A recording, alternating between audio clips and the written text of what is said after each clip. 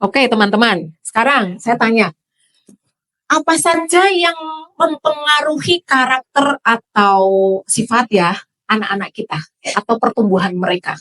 Apa yang mempengaruhi? Sebutkan. Satu, lingkungan. Lingkungannya lingkungan mana? Lingkungan keluarga. Terus lingkungan masyarakat. Terus apa lagi? Lingkungan sekolah. Terus apa lagi yang mempengaruhi? Asupan makanan. Apa lagi? Gen. Apa lagi? Dah 5. Pola asuh di dalam rumah. Nilai agama? Nilai agama di dalam rumah. Beda nilai, beda perilaku. 7. Ada lagi? Contoh orang dewasa di lingkungan sekitarnya. Imitator kuat ya anak kita 8. Seorang anak dipengaruhi oleh 8 pengaruh. Kemudian kita mau instan bahwa hari itu kita ngasih motivasi mereka atau sepekan kita membersamai mereka dan mereka harus berubah. Logis nggak? Enggak. Maka teman-teman semua, sekarang itu eranya memang butuh kesabaran tingkat tinggi.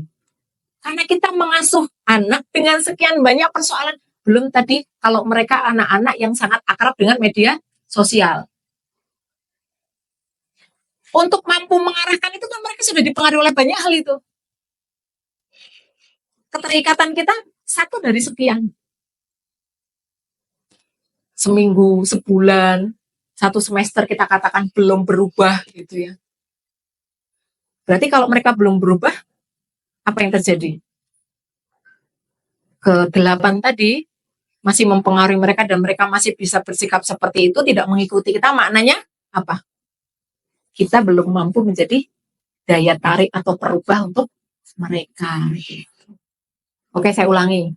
Kalau dalam 1 semester anak kita belum berubah, maka berarti kita belum mampu menjadi daya tarik untuk menjadi inspirasi bagi mereka. Karena merubah 8 selain diri kita, mudah apa sulit? Sulit. Maka kita, yang kita permasalahkan itu diri kita, agar kita mampu untuk bisa mengarahkan, membimbing, mengasuh mereka. Ya ora mungkin, Rabu, siapa bilang? Guru itu ada 4 level. Level pertama adalah medium teacher. Siapa mereka? Mereka adalah orang-orang yang tell, yang mengatakan, menyampaikan, ya, menyampaikan pembelajaran, mengatakan sesuatu, kebaikan, memotivasi itu guru medium. Kemudian setingkat lebih tinggi adalah good teacher. Siapa mereka? Guru yang bisa menjelaskan. Why?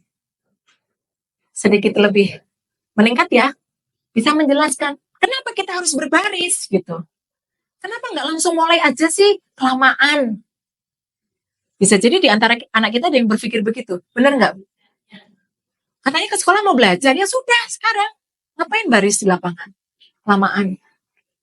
Guru yang kedua tadi, good itu adalah yang bisa explain, menjelaskan. Lah yang ketiga, setingkat lebih tinggi lagi adalah great teacher. Siapa mereka? Guru yang mampu mendemonstrasikan sesuatu kebaikan kepada anak-anak kita. Bahwa ketika kita berbaris dulu, kita punya banyak manfaat loh. Itu. Sehingga anak yang berbaris, mau berbaris dengan yang tidak berbaris itu melihat, oh beda ya. Dan yang paling tinggi adalah inspire teacher. Siapa mereka? Guru-guru yang mampu menginspirasi.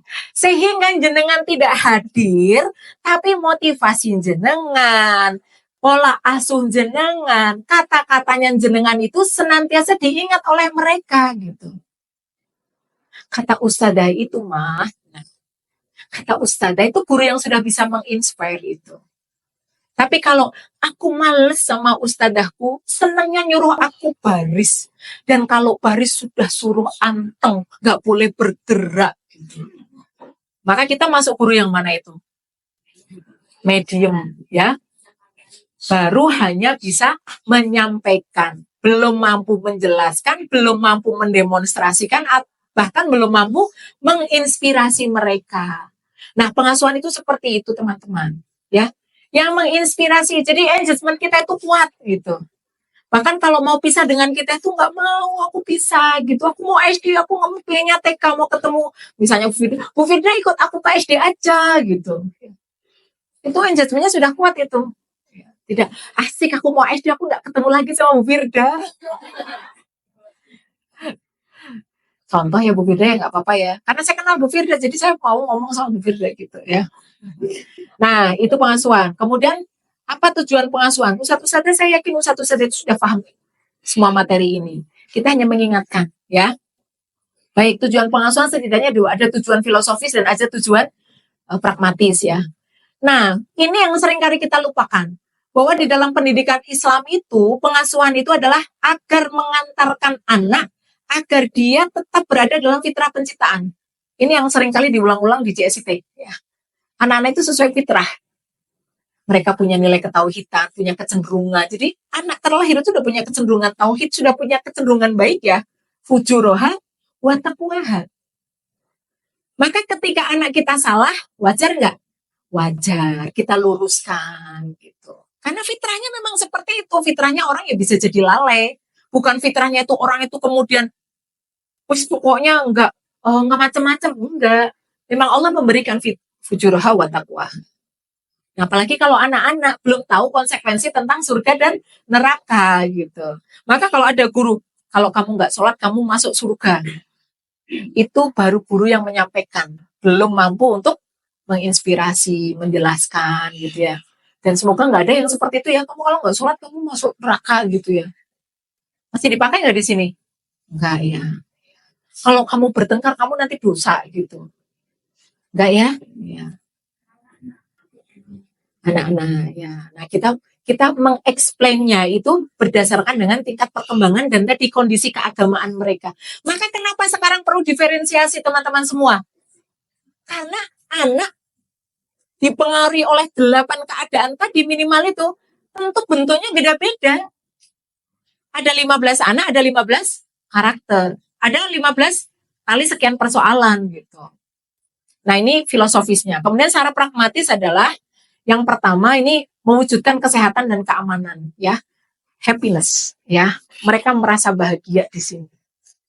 Jadi datang itu mereka sudah sangat bahagia. Meskipun pertamanya nangis, sedih, tapi sebetulnya mereka merindukan loh. Aku mau berangkat gitu, tapi aku males. Tapi masuk-masukkan barang itu sudah menunjukkan bahwa sebenarnya mereka nggak masalah gitu. Tapi kalau sama sekali nggak mau menyentuh tasnya, sama sekali itu berarti ada persoalan. Maka ketika ada persoalan anak dalam sisi keberangkatan, kita harus telaah, ini persoalannya apa bun, gitu. Bisa jadi dia terluka oleh gurunya, terluka oleh temannya, gitu. Yang diobati itunya. Ya. Kemudian yang kedua, menyiapkan anak untuk hidup produktif di usia dewasa. Nah, ini mengembangkan kemampuan emosional, sosial, ya. Kemudian moral, intelektual, ini di sini.